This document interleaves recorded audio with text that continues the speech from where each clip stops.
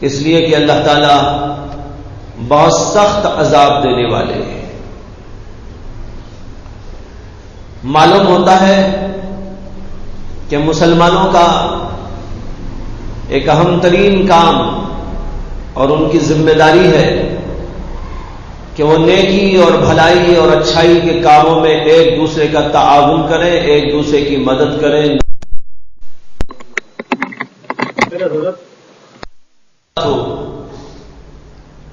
برائی کی بات ہو، گناہ کی بات ہو، وہاں پر کبھی ایک دوسرے کی مدد نہ کریں، ایک دوسرے کی تائید نہ کریں، اس لیے کہ ایک دوسرے کی مدد گناہ کے کام میں ہوگی تو گناہ بڑھتے چلے جائیں گے، فساد بڑھتا چلا جائے گا، خرابیاں معاشرے میں پھیلتی چلی جائیں گی، یہاں تک کہ پورا معاشرہ خراب ہو کر رہ جائے گا۔ اور اللہ اور اللہ کے رسول علیہ الصلاۃ والسلام یہ چاہتے ہیں کہ بہترین معاشرہ ہو، پاکیزہ معاشرہ ہو، اسی لیے حکم دیا گیا ہے کنتم خیر امۃ اخرجت للناس تأمرون بالمعروف وتنہون عن المنکر، تم بہترین امت ہو، اس لیے تم کو ظاہر کیا گیا ہے تاکہ تم لوگوں کی بھلائی کے کام کرو۔ لوگوں کی بھلائی کیا ہے؟ کہتے ہیں تأمرون بالمعروف وتنہون عن المنکر، اچھائیوں کی تعلیم دینا، نیک باتوں کا حکم دینا، بری باتوں سے ایک دوسرے کو روکنا، یہ مسلمانوں کا بہت ہی اہم ترین فریضہ ہے اور کام ہے۔ اگر وہ لوگ برائی کو پھیلانے کی کوشش کریں، خبائث کو رائج کرنے کی کوشش کریں تو معاشرہ تو تباہ ہو کے رہ جائے گا۔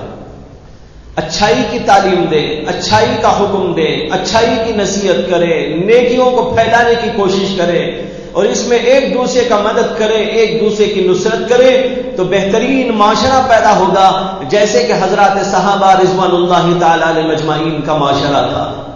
کتنا پاکیزہ معاشرہ تھا وہ، جس کے اندر بھلائی ہی بھلائی نظر آتی تھی، برائی کا نام و نشان نہیں تھا، جھوٹ بولنے والے نہیں، دھوکہ دینے والے نہیں، اور چوری کرنے والے نہیں، ڈاکہ ڈالنے والے نہیں، اور رشوت خوری کرنے والے نہیں، سود کا لین دین کرنے والے نہیں، ظلم کرنے والے نہیں، قتل کرنے والے نہیں، دوسروں کا مال غصب کرنے والے نہیں، بلکہ اس کی جگہ ایسے لوگ موجود تھے جو بھلائی ہی بھلائی کے کام کرتے چلے جاتے ہیں۔ بھلائی کے کام، ہر اعتبار سے بھلائی کے کام، عبادت کے اعتبار سے بڑا پاکیزہ معاشرہ۔ قرآن میں اللہ تعالیٰ نے صحابہ کرام کی صفات بیان کرتے ہوئے فرمایا ہے محمد الرسول اللہ والذین معہ اشداء علی الکفار رحماء بینہم تراہم رکعا سجدا یبتغون فضلا من اللہ ورضوانا۔ اللہ تعالیٰ کہتے ہیں محمد صلی اللہ علیہ وسلم اللہ کے رسول ہیں، اور جو لوگ اللہ کے نبی کے ساتھ ہیں، یہ ساتھ رہنے والے تو صحابہ ہی تھے، کہتے ہیں والذین معہ، اور جو لوگ اللہ کے نبی علیہ الصلاۃ والسلام کے ساتھ میں رہنے والے ہیں، اشداء علی الکفار، یہ کافروں کے مقابلے میں تو بڑے سخت ہیں، رحماء بینہم، لیکن آپس میں بہت ہی شیر و شکر ہیں، ایک دوسرے سے پیار کرنے والے ہیں، ایک دوسرے کی محبت رکھنے والے ہیں، ایک دوسرے پر کرم کرنے والے ہیں، یہ ان کا آپسی معاملہ ہوتا ہے۔ لیکن اب الٹا ہے ہمارے ہاں کہ ہم خود آپس میں لڑتے ہیں لیکن دوسروں سے مل جاتے ہیں، بھائی بھائی سے نا اتفاقی پیدا کر لیتا ہے، اور اس نا اتفاقی میں بھائی کو زک پہنچانے، بھائی کو تکلیف پہنچانے کے لیے یہ بھی گوارا کر لیتا ہے کہ وہ کسی کافر کے ہاتھ میں ہاتھ ملا لے۔ اللہ کہتے ہیں اشداء علی الکفار، اللہ کے نبی کے صحابہ جو اللہ کے نبی کے ساتھ میں رہتے تھے وہ کافروں کے مقابلے میں سخت ہوتے تھے، لیکن خود آپس میں شیر و چکر ہوتے تھے، محبت والے ہوتے تھے، رحم و کرم والے ہوتے تھے. رحماء بینہم تراہم رکعا سجدا. اے نبی یا اے مخاطب، تو ان کو دیکھے گا کہ وہ رکوع کر رہے ہیں، سجدہ کر رہے ہیں، کبھی رکوع میں ہیں، کبھی سجدے میں ہیں، کبھی تسبیح میں ہیں، کبھی تلاوت میں ہیں، کبھی ذکر میں ہیں. کتنا پاکیزہ وہ ماحول ہوگا.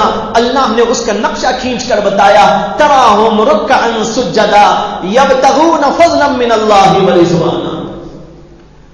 اور یہ ذکر، یہ تسبیح، یہ سجدہ، یہ رکوع، یہ تلاوت، یہ وظائف، یہ نیکیاں، یہ عبادتیں، یہ سب کچھ اس لیے یہ لوگ کرتے ہیں کہ اللہ کی رضا حاصل ہو جائے. ان کا کوئی مقصد نہیں.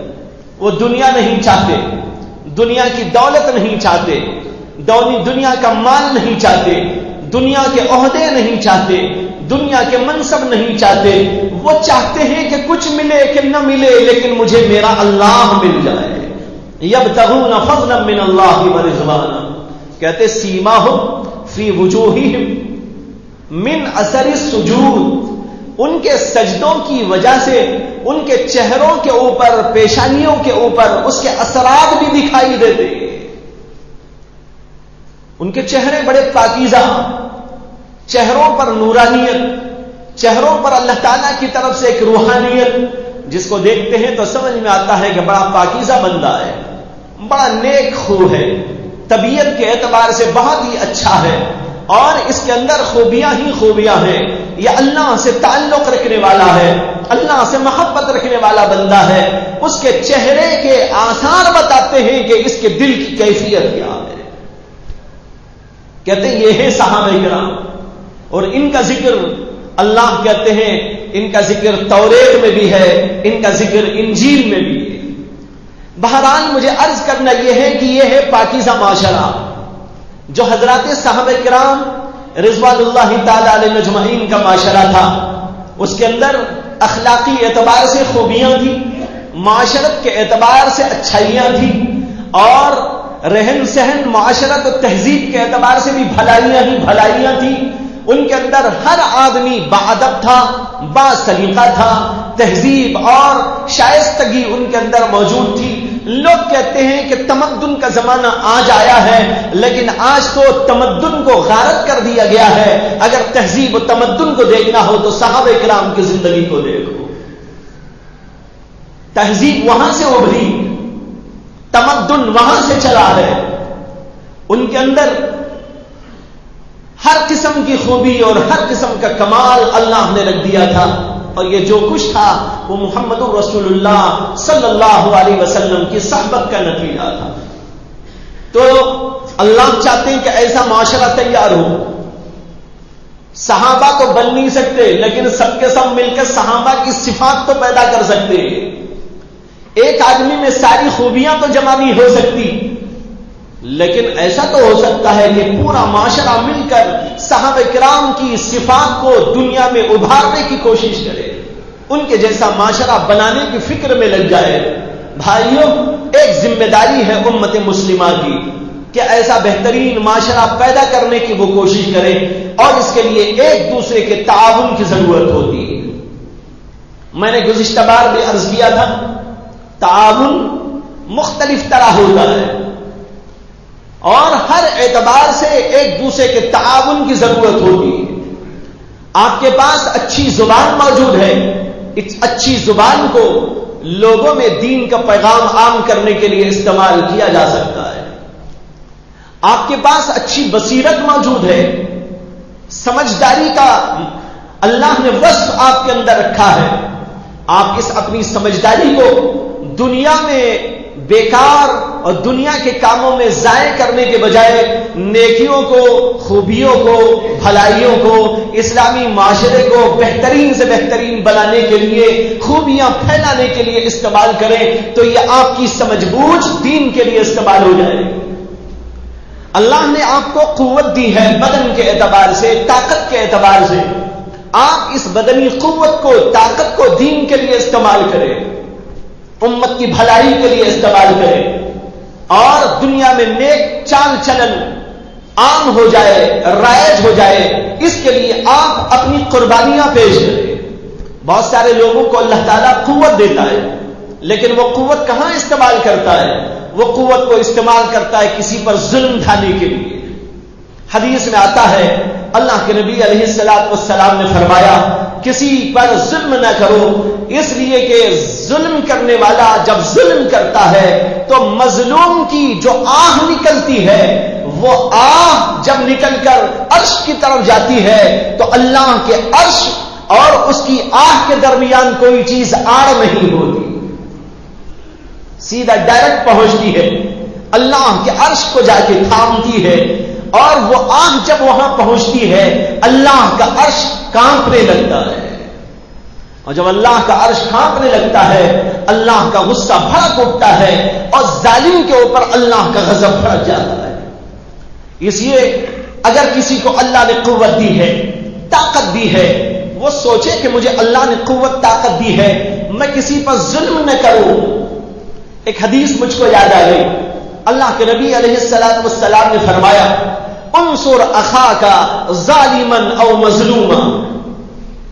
اللہ کے نبی صلی اللہ علیہ وسلم نے فرمایا کہ تم اپنے بھائی کی مدد کرو، ظالم ہو تو بھی مدد کرو، مظلوم ہو تو بھی مدد کرو۔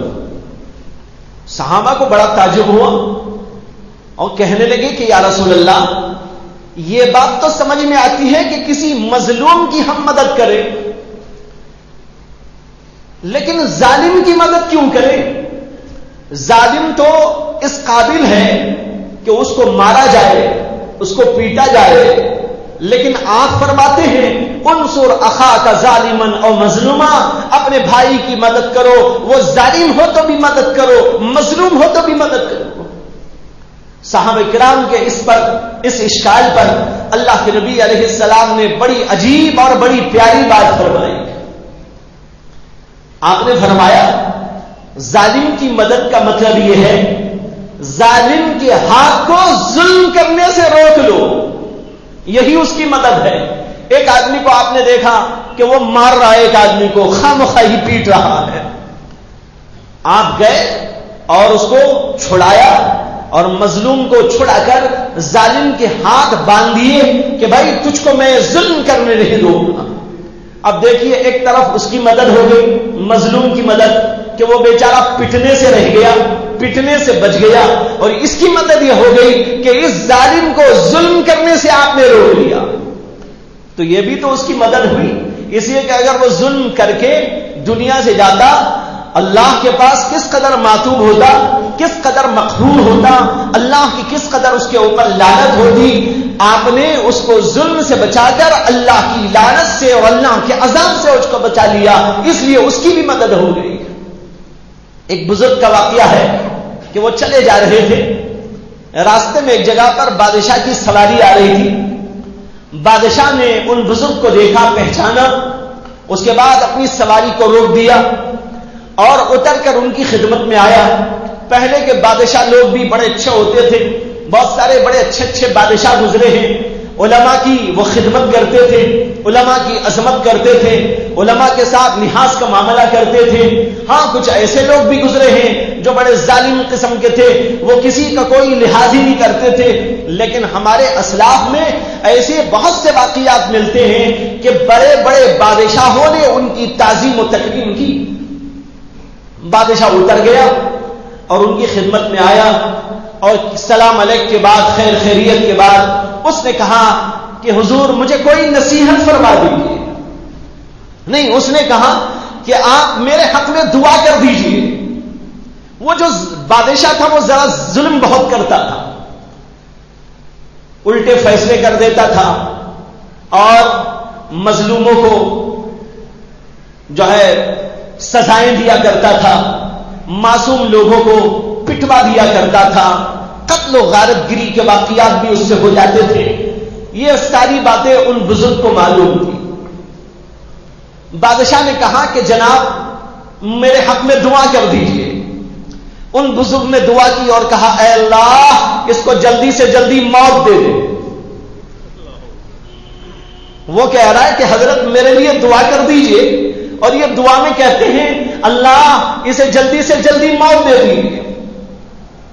بادشاہ نے کہا حضرت آپ تو میرے لیے بد دعا کر رہے ہیں، میں تو آپ سے درخواست کر رہا ہوں کہ آپ میرے لیے دعا فرمائیے۔ ان بزرگ نے بڑا عجیب جواب دیا، انہوں نے کہا میں تیرے حق میں دعا ہی کر رہا ہوں، بد دعا نہیں کر رہا ہوں، اس لیے کہ تو اگر جیتا رہے گا تو جتنے دنوں جتنے سالوں جیتا رہے گا ظلم کرتا رہے گا، خبائث کرتا رہے گا، الٹی سیدھی کرتا رہے گا، اور اس کی وجہ سے تیرے اوپر زیادہ سے زیادہ عذاب اور خدا کی لعنت ہوگی۔ اس لیے میں دعا کر رہا ہوں اللہ تجھے جلدی سے موت دے دے، موت دے دے گا تو اب جو آئندہ ظلم ہوگا وہ سارا کا سارا ظلم تو سے نہیں ہوگا، تو بچ جائے گا ظلم کرنے سے اور خدا کی لعنت سے، اللہ کے عذاب سے بچ جائے گا۔ بہرحال مجھے بتانا یہ ہے کہ بعض لوگوں کو اللہ قوت دیتا ہے، طاقت دیتا ہے، مال دیتا ہے، صلاحیت دیتا ہے، عقل بصیرت عطا فرماتا ہے، دانش سے نوازتا ہے اور جذبات عطا فرماتا ہے۔ یہ ساری کے ساری خدائی دولتیں ہیں، نعمتیں ہیں۔ مال بھی اللہ کی نعمت ہے، جان بھی اللہ کی نعمت ہے، قوت و طاقت بھی اللہ کی نعمت ہے، نیک جذبات بھی اللہ کی نعمت ہیں، اور عقل و دانش اور فہم و بصیرت بھی اللہ کی طرف سے عظیم نعمتیں ہیں۔ یہ ساری کے ساری نعمتیں اگر اللہ کے کام میں اور دین کے کام میں صرف ہو جائے تو یہ ساری کے ساری دولتیں واقعی کام میں آ گئی اور اپنے مصرف میں لگ گئی، لیکن مصرف میں نہیں لگی دوسری جگہ، بھائی ساری کے ساری یہ دولتیں ضائع ہو گئی۔ پیسہ کما کر اگر اسے کسی اچھی جگہ استعمال کر لیتا ہے آدمی خوشی ہوتی ہے، لیکن ایک آدمی نے بہت پیسہ کمایا، پیسہ کمانے کے بعد لے جا کے دریا میں ڈال دیا، افسوس کی بات ہے کہ نہیں۔ اسی طرح یہ ساری کے ساری نعمتیں و دولتیں اللہ نے ہم کو دی ہیں، تو ان دولتوں کو نعمتوں کو اللہ کی مرضی میں، اللہ کے دین کے کاج میں، مسلمانوں کی خدمت میں اور معاشرے کی بھلائی میں اور دین کی حفاظت میں، دین کو پہنچانے میں، دین کی اشاعت میں لگانے کی ضرورت ہے۔ اگر ان میں کام آ گئی یہ چیزیں تو واقعی یہ ساری دولتیں کام میں آ گئی۔ حضرت خنسا کا نام آپ نے سنا ہوگا، ایک صحابیہ خاتون گزری، بڑی زبردست قسم کی خاتون، صحابیات میں ان کا شمار ہے، حضرت خنسا رضی اللہ تعالی عنہ۔ بہت بڑی بہادر تھی، اللہ نے ان کو بہادری کا وصف عطا کیا تھا۔ خاتون ہونے کے باوجود اللہ نے ان کے اندر شجاعت و بہادری کی عجیب صفت دی تھی۔ ان کے 4 بیٹے تھے، چاروں کے چاروں جوان بیٹے۔ حضرت سیدنا عمر بن خطاب رضی اللہ تعالی عنہ کا دور خلافت تھا۔ حضرت عمر کی جانب سے اعلان ہوا کہ جہاد میں جانا ہے، مسلمانوں کو تیار ہو جانا ہے۔ حضرت خنسا کو جب معلوم ہوا کہ امیر المؤمنین نے مسلمانوں کو آواز دی ہے کہ وہ اللہ کے لیے جہاد میں نکلے، تو حضرت خنسا اپنے گھر میں آئی، اپنے 4 نوجوان بیٹوں کو بلایا، بڑے ہٹے کٹے، خوبصورت حسین و جمیل، اور پھر وہ عرب کے لوگ یہ ساری خوبیوں کے حامل بیٹھے ہوئے ہیں ماں کے سامنے ادب کے ساتھ۔ آج بچوں میں ادب ہی نہیں ہے، نہ باپ کا ادب ہے، نہ ماں کا ادب ہے، نہ کسی بڑے کا ادب ہے، نہ چھوٹے سے محبت ہے، بس الٹب زندگی ہو رہی ہے۔ وہ صحابہ کرام تھے، صحابہ کرام کی اولاد تھی، حضرات صحابیات۔ حضرت جو ہے خنسا جب اپنے بیٹوں کو بلاتی ہیں، سارے کے سارے نوجوان، ہٹے کٹے نوجوان اپنی ماں کے سامنے باادب بیٹھ جاتے ہیں۔ آج کوئی جوان ہو جاتا ہے، وہ سمجھتا ہے کہ میری ماں کی بھی کوئی حیثیت نہیں میرے سامنے، میرے باپ کی بھی کوئی حیثیت نہیں میرے سامنے، میں اس کے سامنے جھکوں کیوں، میں اس کے سامنے عاجز کیوں ہو جاؤں، میں وہاں بھی وہی کروں جو کافروں کے سامنے کیا جاتا ہے۔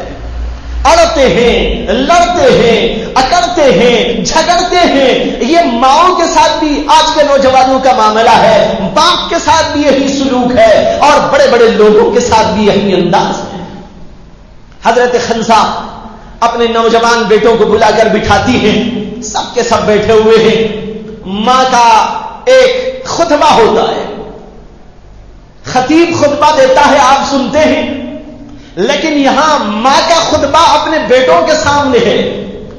ماں حمد و ثنا کے بعد رسول اللہ صلی اللہ علیہ وسلم پر درود و سلام بھیجنے کے بعد اپنے بیٹوں سے کہتی ہیں کہ اے میرے بیٹو، تمہیں علم ہوا ہوگا کہ امیر المؤمنین کی طرف سے جہاد میں جانے کا حکم صادر ہو گیا. میں یہ چاہتی ہوں کہ تم چاروں کے چاروں میری اولاد اللہ کے راستے میں نکلیں اور جہاد کریں.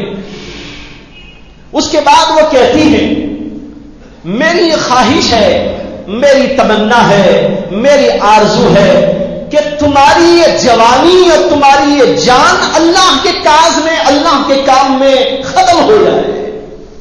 اگر تم وہاں پر جاؤ تو دو ہاتھ سے خالی نہیں.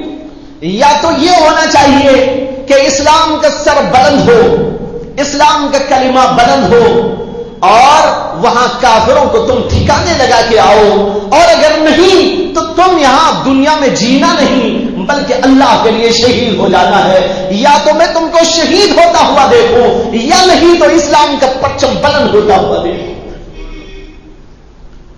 چاروں نوجوان بیٹے ماں کی گفتگو سنتے ہیں اور وعدہ کرتے ہیں کہ ماں ہم ضرور جہاد میں جائیں گے.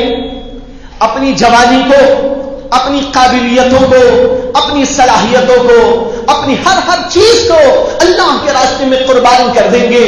یا تو ہم یہ کریں گے کہ کافروں کا مقابلہ کریں گے اور اسلام کے پرچم کو بلندی پر پہنچا کے آئیں گے، یا نہیں تو اللہ کے لیے اپنا آخری قطرہ بھی شہید کر ڈالیں گے. ماں خوش ہو جاتی ہے اور پھر اس کے بعد بچوں کو جو ہے کپڑے وپڑے پہناتی ہیں اور خود ان کو جو ہے تلوار وغیرہ جو بھی اس زمانے کا ہتھیار ہوتا تھا اس ہتھیار سے ان کو لیس کرتی ہیں، اپنے ہاتھ سے ان کو امامہ باندھتی ہیں اور پھر اس کے بعد ان کو رخصت کرتی ہیں. رخصت کرتے ہوئے کہتی ہیں کہ میں یا تو تمہاری جان، یا تو میں ایمان کو دیکھوں، یا نہیں تو تمہاری جان کو خدا کی راہ میں قربان کرتے ہوئے دیکھوں.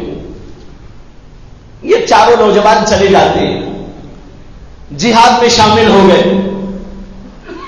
حضرات صحابہ بہت سے تھے، ان کی اولاد بھی تھی.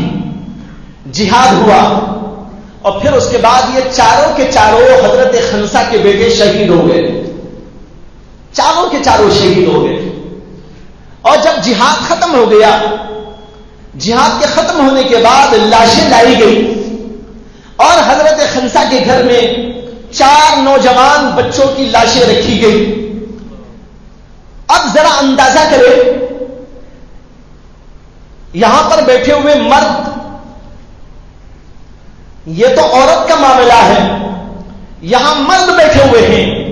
ہم اپنے اپنے گریبان میں منہ ڈال کر دیکھیں، تھوڑی دیر کے لیے سوچیں، غور و فکر کریں کہ اس عورت کے اوپر کیا ہونا چاہیے تھا. اس وقت میں کیا کیفیت تاری ہونی چاہیے تھی. وہ روتی، پلاتی، چیختی اور ادھر سے ادھر تک جو ہے بے قابو ہو کر پھرتی، وہ گھومتی. لیکن ایسا کچھ نہیں ہوا. 4 نوجوان بچوں کی لاشیں رکھی ہوئی ہیں. حضرت خنسا آتی ہے اور جو ہے چہرے پر سے جو کپڑا ہے ہٹا کر سارے نوجوان بچوں کو دیکھتی ہیں. اس کے بعد ایک مسکراتی ہوئی نظر سب کے اوپر ڈالتی ہے. کوئی پوچھنے والا پوچھتا ہے کہ حضرت آج آپ مسکرا رہی ہیں، یہ مسکرانے کا دن تو نہیں تھا، یہ رونے کا دن تھا، یہ ماتم کا دن تھا، یہ پریشان ہونے کا دن تھا، یہ چیخنے و پلانے کا دن تھا.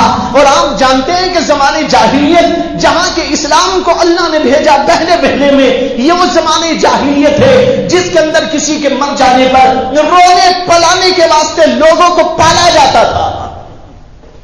رونے پلانے کے لیے لوگوں کو پالا جاتا تھا اور ان کو خرید کر لایا جاتا تھا. ان کے لیے بڑی بڑی اجرتیں، وہ تنخواہیں دی جاتی تھی کہ میرا باپ مر گیا، تم زیادہ چیخ کے رہو تو میں اتنے ہزاروں روپے تم کو دے دوں. ویسے ماحول میں حضرت خنسا کو دیکھا جاتا ہے کہ ایک مسکراتی ہوئی نظر سب پر ڈال کر آگے بڑھ جاتی ہیں اور دوسری کارروائی میں مشغول ہو جاتی ہیں.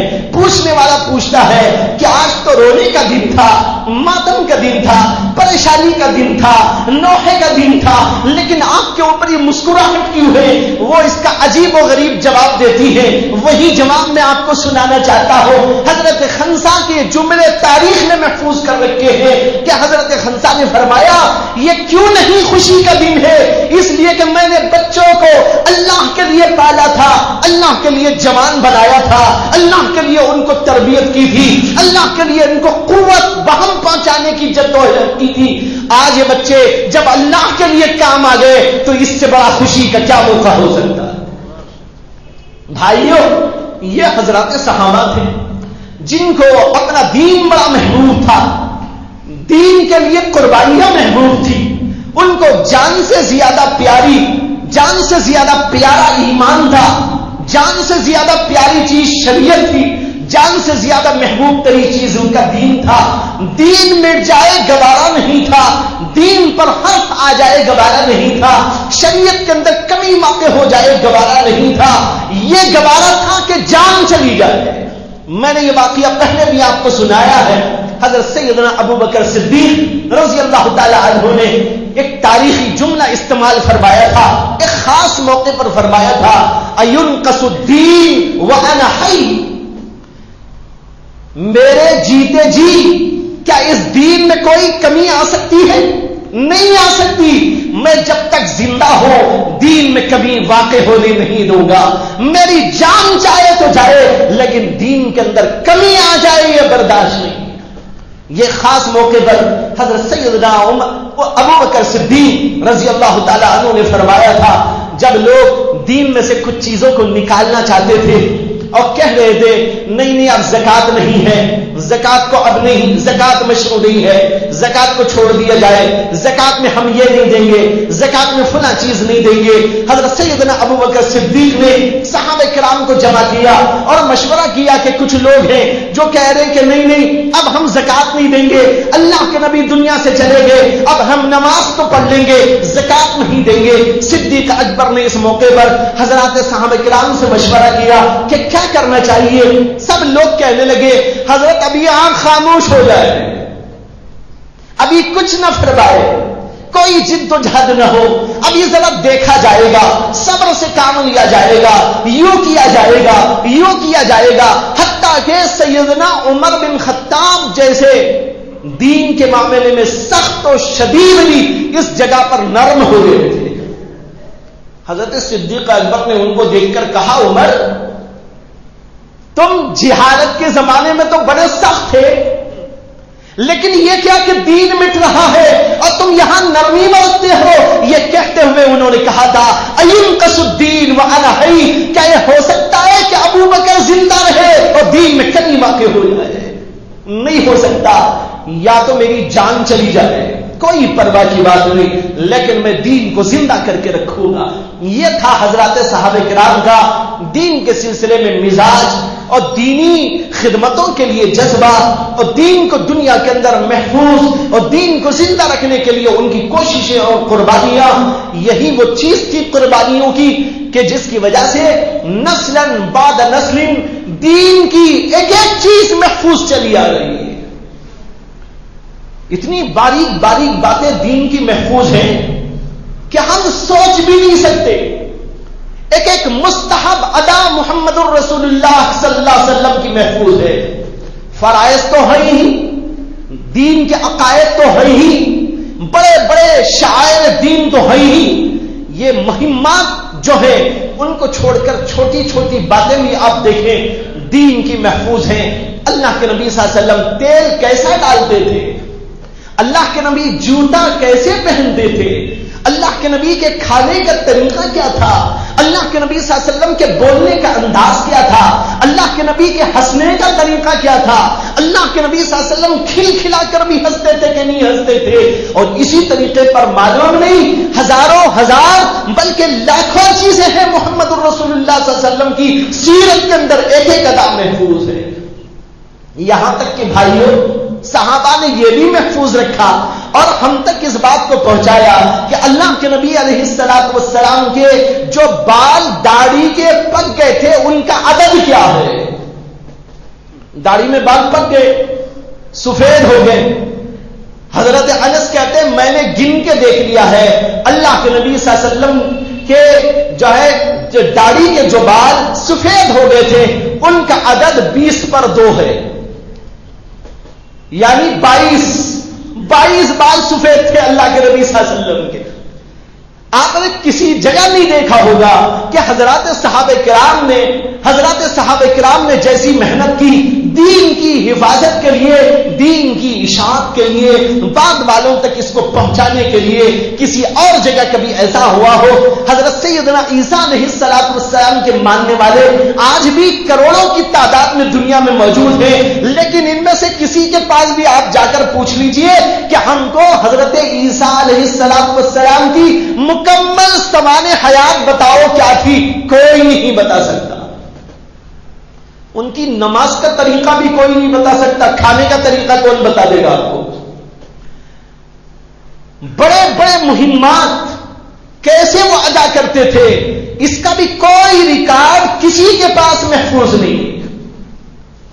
اب جوتے پہننے کا طریقہ, سرما لگانے کا انداز, کھانے اور پینے کا طریقہ, کپڑے نکالنے اور پہننے کا انداز کیا تھا, مسجد میں جانے کا آنے کا طریقہ کیا تھا, گھر میں گھستے تھے نکلتے تھے تو کیا طریقہ ہوتا تھا, یہ کون بتا دے گا عیسیٰ علیہ السلام کے بارے میں, یا حضرت موسیٰ علیہ السلام کے بارے میں, یا کسی اور پیغمبر کے بارے میں. یہ صحابہ کرام تھے, اللہ نے ان کو اس لیے منتخب کیا تھا کہ دین قیامت تک کے لیے ہے.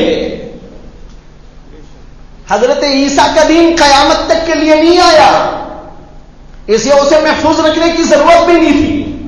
حضرت موسیٰ کا دین قیامت تک کے لیے نہیں آیا تھا, اس لیے اسے محفوظ رکھنے کی کوئی ضرورت نہیں تھی. ابراہیم علیہ السلام کا دین قیامت تک کے لیے نہیں آیا تھا, اس لیے اسے محفوظ رکھنے کی کوئی ضرورت نہیں تھی. اور اسی طرح جتنے پیغمبر آئے بڑے چھوٹے, کسی کے دین کو اللہ نے قیامت تک کے لیے نہیں رکھا. یہ محمد رسول اللہ صلی اللہ علیہ وسلم کی شریعت ہے کہ اس کو قیامت تک رہنا ہے. جب قیامت تک رہنا ہے تو اس کی حفاظت کا اللہ نے اپنے اوپر ذمہ داری اپنے اوپر لے لی اور اعلان فرمایا قرآن مجید کے اندر, انا نحن نزلنا الذکر وانا لہ لحافظون. ہم ہی اس کو نازل کرنے والے ہیں اور ہم ہی اس کی حفاظت کرنے والے ہیں. اگر تم حفاظت نہیں کرتے اللہ کسی اور قوم کو پیدا کر دے گا.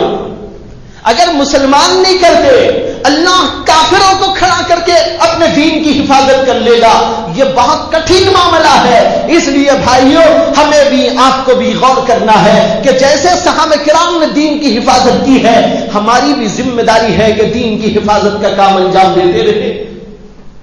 نسلاً بعد نسل دین کو پہنچایا جاتا رہا, عمل کے اعتبار سے, کردار کے اعتبار سے, زبان کے اعتبار سے, بیان کے اعتبار سے, قلم کے اعتبار سے, تدریس کے اعتبار سے, تحقیق کے اعتبار سے, تبلیغ کے اعتبار سے, دعوت کے اعتبار سے, ہر اعتبار سے دین کو یہاں سے وہاں پہنچانے, محفوظ رکھنے کی کوششیں جاری رہی. اسی لیے آج تک دین کو دنیا میں ہم محفوظ دیکھ رہے ہیں. لیکن بھائیوں اب ایسا موڑ آ گیا ہے کہ دین ہم سے نکلتا جا رہا ہے. بے شک کتابوں میں تو محفوظ ہے, قرآن اپنی جگہ محفوظ ہے, حدیث کی کتابیں اپنی جگہ محفوظ ہیں, علماء کی تحقیقات اپنی جگہ پر محفوظ ہیں. کتابوں کی شکل میں یہ بہت عظیم ذخیرہ امت مسلمہ کے پاس میں موجود ہے. لیکن عجیب اور افسوسناک صورت یہ حال یہ ہے کہ ہم اپنے اندر سے دین کو کھوتے جا رہے ہیں. عقائد ہمارے خراب, اعمال ہمارے برباد, معاشرت ہماری بہت فاسد, اخلاق ہمارے تباہ, اور اسی طریقے پر دیگر اور امور کے بارے میں غور کرتے جائے تو سب کے اندر کمزوری, سب کے اندر ڈھیلا پن, سب کے اندر جو ہے عجیب قسم کا ملغوبہ, اور اس کی وجہ سے پریشانی ہی پریشانی امت مسلمہ کو پیش آ رہی ہے. اب یہ طے کرنا چاہیے امت کو کہ ہم دین کی حفاظت ہر اعتبار سے کریں گے جیسے کہ صحابہ کرام رضوان اللہ تعالی علیہ مجمعین نے، ہمارے اسلاف نے، تابعین و تبع تابعین نے، محدثین و فقہا نے، مجتہدین و مفسرین نے ہر زمانے میں کیا، اور اس کی وجہ سے دین ہمارے تک پہنچا ہے۔ اگر ہم نے دین کی حفاظت نہیں کی، عقائد میں خلط ملط کر دیا، مسلک اہل سنت، یہ عقیدے کو صحیح سمجھنے کے لیے ضروری ہے کہ ہم اہل سنت والجماعت کے عقیدے کو سامنے رکھیں، ان کے اعمال کو سامنے رکھیں۔ مسلک حق اہل سنت والجماعت ہے۔ حدیث میں اللہ کے نبی علیہ الصلوۃ والسلام نے فرمایا، ان بنی اسرائیل تفرقت علی 70 وسیلتین، فرمایا کہ بنی اسرائیل 72 فرقوں میں بٹ گئی، فرمایا کہ اور میری امت 73 فرقوں میں بٹ جائے گی۔ بنی اسرائیل تو 72 فرقوں میں بٹی، لیکن میری امت 73 فرقوں میں بٹ جائے گی۔ اور اس کے بعد میں فرمایا کہ ان میں سے کلہم فی النار الا واحدہ، یہ سب کے سب جہنم میں جانے والے ہیں سوائے ایک فرقے کے۔ 72 فرقے جہنم نصیب ہوں گے، ایک فرقہ وہ ہے جس کو اللہ تبارک و تعالی جنت نصیب کرے گا۔ صحابہ کرام رضوان اللہ تعالی علیہ مجمعین کے لیے یہ بات بہت ہی قابل غور اور بہت ہی قابل جو ہے اعتنا تھی، اس لیے صحابہ کرام نے پوچھ لیا کہ یا رسول اللہ، وہ کون فرقہ ہے جو جنت میں جانے والا ہے؟ اللہ کے نبی صلی اللہ علیہ وسلم نے اس کے بارے میں فرمایا، ما انا علیہ واصحابی، وہ فرقہ جنت میں جائے گا جو میرے طریقے پر اور میرے صحابہ کرام کے طریقے پر قائم ہوگا۔ سنت والا طریقہ اللہ کے نبی کا طریقہ ہے۔ اللہ کے نبی دنیا میں تشریف لائے تھے، ہر بات اللہ کے نبی صلی اللہ علیہ وسلم کی محفوظ ہے۔ اللہ کے نبی صلی اللہ علیہ وسلم نے جو کچھ کیا وہ ہمارے سامنے روز روشن کی طرح واضح ہے۔ آپ نے نماز پڑھی، آپ نے روزہ رکھا، آپ نے زکات دی، آپ نے فلاں اور فلاں کام کیا، کھانے کا طریقہ، پینے کا طریقہ اور عقائد کیا پیش کیے، یہ سب کا سب نمونہ موجود ہے اللہ کے نبی صلی اللہ علیہ وسلم کی سیرت کا۔ لیکن اب کچھ لوگ ایسے ہیں جو کہتے ہیں یہ مسجدوں میں نماز پڑھنے کی کیا ضرورت ہے، یہ اٹھنے اور بیٹھنے، یہ اٹھک بیٹھک کی کیا ضرورت ہے، دل کی نماز کافی ہوتی ہے۔ اس لیے کہ قرآن میں جو اللہ نے فرمایا اقیم الصلاۃ، نماز قائم کرو، اور صلاۃ کے معنی عربی میں دعا کے آتے ہیں، ہم دل میں دعا کر لیتے ہیں تو نماز ہو جاتی ہے۔ لیکن اب دیکھنا یہ ہے کہ قرآن میں اقیم الصلاۃ جو اللہ نے فرمایا، اس کی تفسیر محمد الرسول اللہ صلی اللہ علیہ وسلم نے کیا فرمائی، اپنی زبان سے کیا فرمائی، اپنے عمل سے کیا فرمائی، اپنے صحابہ کرام کو کس طرح اس کے لیے تیار فرمایا۔ اب ایک فرقہ وہ ہے جس کو باطنیہ فرقہ کہتے ہیں، وہ کہتا ہے یہ اٹھنا، یہ بیٹھنا، یہ کیا چیزیں ہیں، ان میں سے کسی چیز کی ضرورت نہیں۔ وہ کہتا ہے صرف یہ کافی ہے، دل میں توجہ کر لو اللہ کی طرف، نماز ہو جائے گی۔ وہ کہتے ہیں ہم تو دن رات ایسی نماز پڑھتے رہتے ہیں، یہ 5 وقت کی نماز پڑھتے ہیں اور جسم سے اٹھتے اور بیٹھتے ہیں، یہ مسجدیں بنانے کی کیا ضرورت، یہ امام کی کیا ضرورت، یہ اذان کی کیا ضرورت، اس قدر لمبے چوڑے اس نظام کی کیا ضرورت ہے، جہاں بیٹھے وہیں ہماری نماز ہو جاتی ہے۔ آپ بتاؤ کہ یہ گمراہی ہے کہ نہیں ہے؟ اللہ کے نبی نماز پڑھ رہے ہیں، اللہ کے نبی مسجد بنا رہے ہیں، اللہ کے نبی اینٹیں ڈھوتے چلے جا رہے ہیں، صحابہ کرام اینٹیں اٹھاتے رکھتے چلے جا رہے ہیں، مسجد کی تعمیر ہو رہی ہے اور مؤذن کو مقرر کیا جا رہا ہے اور اذان اوپر سے دی جا رہی ہے، لوگوں کو جمع کیا جا رہا ہے، نماز کو نہ آنے والوں کو وعیدیں سنائی جا رہی ہے۔ ایک حدیث میں اللہ کے نبی صلی اللہ علیہ وسلم کہتے ہیں جو آدمی بلا عذر اپنے گھر میں نماز پڑھے، مسجد میں شامل نہ ہو، میرا جی چاہتا ہے کہ اس کے گھر کو جلا کے خاک کر دوں۔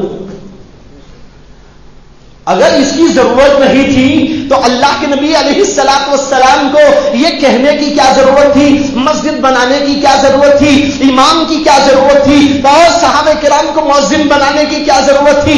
بھائیو، آج ایسے لوگ ہمارے میں گھسے ہوئے ہیں، دل کی نماز پڑھنے والے، دل کا روزہ رکھنے والے، دل کی باتیں کہنے والے، یہ وہ دل کی باتیں کہنے والے ہیں، حقیقت یہ ہے کہ ان کے پاس تو دل ہی موجود نہیں۔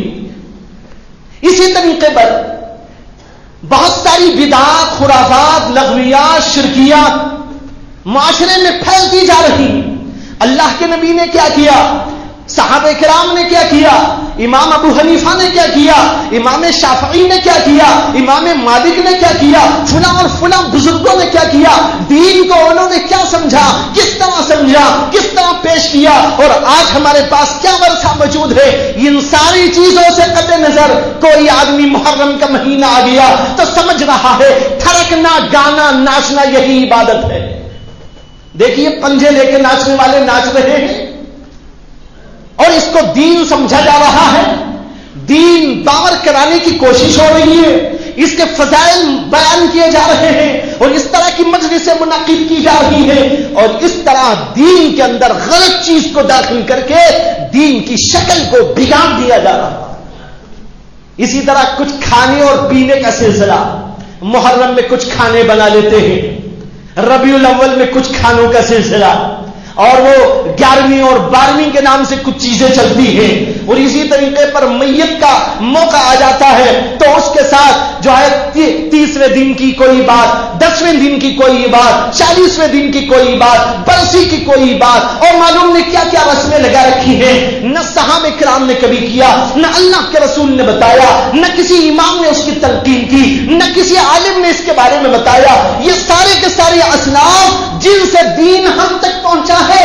ان کے پاس یہ چیزیں موجود نہیں ہیں، لیکن بعد میں آنے والی نسلوں نے دین میں اس کو داخل کر کے دین کا حلیہ بگاڑ دیا ہے۔ آپ بتاؤ کہ یہ دین کے خلاف ہے یا دین میں داخل ہے؟ اب اس کے بارے میں ہمیں اور آپ کو سوچنا ہے کہ نہیں ہے۔ اسی طرح معاشرتی خرابیاں اور مختلف قسم کی برائیاں، یہ میں نے پہلے بھی بارہا عرض کیا، آج عقیدوں کے بارے میں آپ کی توجہ مبذول کرا رہا ہوں، کس طریقے پر عقائد کو خراب کر دیا جا رہا ہے، بدعت و خرافات و لغویات و شرکیات میں امت مسلمہ کو مبتلا کر دیا جا رہا ہے، اور اسی کا نام دین، اسی کا نام معلوم نہیں سب کچھ رکھا جا رہا ہے۔ ربیع الاول کا مہینہ آتا ہے، جلوس محمدی کے نام سے جلوس نکالا جاتا ہے، اس جلوس میں وہ سب کچھ ہوتا ہے جو خدا کو ناراض کیا جاتا، جس سے ناراض کیا جاتا ہے۔ اس جلوس محمدی میں وہ سب کچھ ہوتا ہے جس سے اللہ کے نبی نے منع فرمایا ہے۔ گانا ہے، بجانا ہے، ناچنا ہے، الٹی سیدھی حرکتیں ہیں، نمازوں کو چھوڑ دینا ہے، یہاں سے وہاں تک لوگوں کو تکلیف پہنچانے کی باتیں ہیں۔ اس کا نام ان کے پاس میں دین ہے، اس کو دین سمجھ کر کیا جا رہا ہے۔ غیر دین کو دین سمجھنا یہ گمراہی کی بہت بڑی ادا ہے، گمراہی کا بہت بڑا دروازہ ہے۔ اسی لیے حدیث میں اللہ کے نبی نے فرمایا کل بدعت ضلالہ کل ضلالۃ فی النار، ہر نئی ایجاد، نئی بات یہ گمراہی ہے اور ہر گمراہی جہنم میں لے جانے والی ہے۔ لیکن کتنی بدعات ہیں، کتنی خرافات ہیں، کتنی لغویات ہیں، کتنی شرکیات ہیں، ہمارے لوگ اپنے بھی ہیں اور کسی کی ہم نوائی میں، کسی کی جو ہے وہ رواداری میں یہ سب کچھ کام کرنے کے لیے تیار ہو جاتے ہیں۔ ماشاءاللہ بہت سارے لوگ دین کو سمجھنے کی کوشش بھی کر رہے ہیں، جماعتوں میں بھی جا رہے ہیں، علماء سے بھی لگے ہوئے ہیں، یہ بہت خوش آئین بات ہے، اور اس کے ذریعے سے ہمارے اندر دین پیدا ہوتا ہے، دین فہمی پیدا ہوتی ہے۔ لیکن شیطان وہاں آ کے بہکاتا ہے، بھائی فلاں رشتہ دار کی وجہ سے تم یہ کر لو، فلاں خاندان کی وجہ سے یہ کر لو، تو پھر دین باقی کیسے رہے گا؟ کسی کی رواداری نہیں ہے۔ بھائیو سب سے بڑی بات دیکھنے کی یہ ہے کہ دین سے رواداری برتو۔ اگر دین محفوظ ہے، امت محفوظ ہے، اگر دین محفوظ ہے یہ پوری ملت اسلامیہ محفوظ ہے۔ اگر دین محفوظ نہیں ہے تو ملت کا نام و نشان نہیں ہے۔ ملت بنتی کس سے ہے؟ ملت بنتی ہے دین سے بنتی ہے، شریعت سے بنتی ہے۔ اگر ملت باقی رہنا ہے تو دین کو محفوظ رکھنے کی جدوجہد ضروری ہے۔ یہی وہ درس ہے جس کو دینے کے لیے تحفظ شریعت سیمینار منایا جا رہا ہے۔ 3 روزہ سیمینار اگلے جمعے کو شروع ہونے والا ہے، جس کا افتتاحی اجلاس انشاءاللہ مدرسہ عربیہ شاہ ولی اللہ میں ہوگا. حضرت مولانا ارشد بدری صاحب دامت برکاتہم اور اسی طریقے پر اور بڑے اکابرین علماء اور یہاں کے علماء یہ سب حضرات اس کے اندر شریک ہوں گے اور اس سلسلے میں آپ حضرات کی ہم لوگوں کی رہبری کریں گے, رہنمائی کریں گے کہ دین کی حفاظت کے لیے امت مسلمہ کو کیا پیغام پہنچانا ہے, کیا پیغام پہنچانے کی ضرورت ہے. یہ ساری باتیں انشاءاللہ آپ کے سامنے آئیں گی. اور پھر آخری جو اجلاس ہے وہ اتوار کے دن 18 تاریخ کو عصر سے لے کر عشاء تک قدوس صاحب عیدگاہ کے اندر ہونے والا ہے. اس کا مقصد کیا ہے, یہ ساری باتیں میرے اس بیان سے اور گزشتہ 1-2 بیانوں سے اچھی طرح آپ کے سامنے بات واضح ہو چکی ہے. اس مقصد کے تحت میں یہ اجلاس کیے جا رہے ہیں تاکہ امت کے اندر بیداری پیدا ہو, تاکہ امت دین کی حفاظت کے لیے بیدار ہو, متیقظ ہو اور خدمت کرے, محنت اٹھائے, مجاہدہ کرے اور اپنا جان بھی قربان کرے, اپنا مال بھی قربان کرے, اپنی قوت و طاقت بھی قربان کرے اور ان سب چیزوں کے ذریعے دنیا کے اندر دین کو زندہ کرے تاکہ خود بھی زندہ رہے اور دین بھی زندہ رہے. کیا اس کے لیے آپ لوگ تیار ہیں بھائی؟ اب کیسے تیار ہیں آپ یہ بتانے کی ضرورت ہے. ہمیں ایسے نوجوان لوگوں کی بھی ضرورت ہے اس وقت جن کو اللہ نے قوت دی ہے, طاقت دی ہے. وہ لوگ آئیں سامنے اور اپنا نام لکھائیں اور انشاءاللہ آج کل میں ایک بیٹھک اس کے لیے کی جائے گی اور جگہ کے لوگ بھی اس کے لیے انشاءاللہ کوششیں کر رہے ہیں. ہمارے نوجوان طبقے کے لوگ خاص طور پر کچھ محنت اور مجاہدہ اس کے لیے کریں. کچھ جو ہے جلسے میں محنت کی ضرورت ہے, کچھ اٹھانے, رکھنے, بتانے, کرنے کی ضرورت ہے. اور یہاں پر آپ کا یہ خدمت کرنا اور اپنی قوت کو, اپنی طاقت کو لگانا دین کی حفاظت کے لیے, دین کی اشاعت کے لیے, علماء کی خدمت کے لیے, اکابرین کی خدمت کے لیے, یہ اتنی بڑی بھاری چیز ہے کہ بھائیو اللہ اسی کی بدولت اگر ہم سب کو نجات دے دے تو ہو سکتا ہے. اس لیے میں آواز دے رہا ہوں خاص طور پر نوجوان طبقے کو, وہ اپنی اپنی صلاحیتوں کے اعتبار سے جو خدمت کر سکتے ہیں اس خدمت کے لیے اپنے آپ کو پیش کریں. اس لیے بعد میں کسی وقت آپ حضرات آ کر اپنا اپنا نام لکھائیں اور اس سلسلے میں جو ہے جو بھی نظام مرتب ہو جائے اس نظام کے تحت میں جڑنے کی کوشش کریں. اللہ مجھے بھی آپ کو بھی توفیق عطا فرمائے. وآخر دعوانا الحمدللہ رب العالمین.